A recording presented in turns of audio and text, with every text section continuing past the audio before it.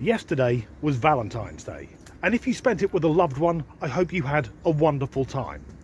However, there's one gentleman for whom I suspect his Valentine's Day was somewhat unusual. We're about to meet a chap called Julius. Now, I don't know much about him, I don't even know his last name. All I know is that he's from the USA, and he has a rather niche fetish.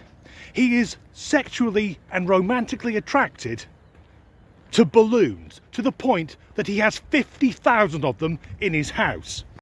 Julius says the reason that balloons cause him to become physically aroused, so they give him a lob on, is that when he was 4 years old, his mother gave him a balloon while he was ill in hospital. So early childhood experience relating to his mother. The Freudians among us have already worked this out.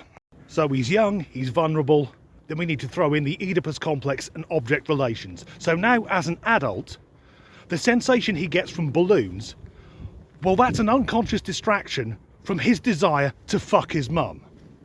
Sometimes I wonder why I stopped being a therapist.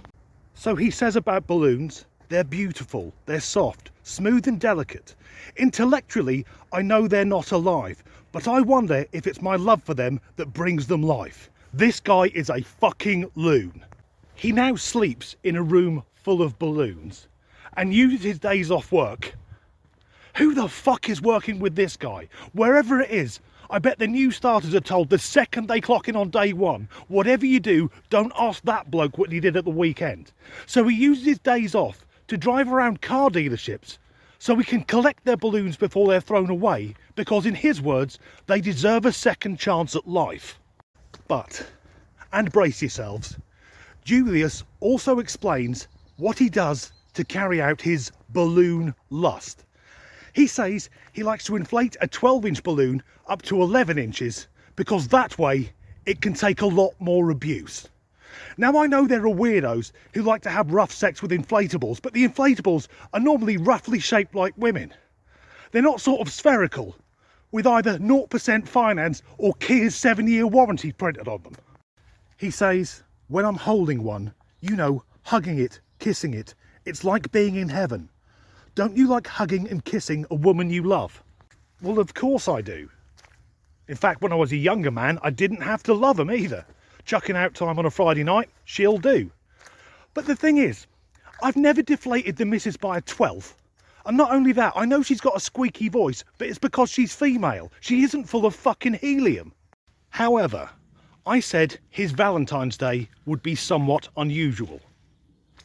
Because he's fucking married. He's got a wife. And I know that a marriage is about give and take, but how does she cope? Now, I know that there are many men that Mrs. Disgruntled finds attractive, and she knows there are many ladies of all colours and creeds that I find attractive, and that's fine. But I think she'd draw the line if I said I'm going upstairs now to have violent sex with a balloon that subconsciously reminds me of my mother. As with many of my videos, if nothing else, I hope it makes you feel a bit better, because today we've met a guy who makes the blokes who fuck sex dolls look normal. As ever, thanks for watching. As with many of my videos, fuck it.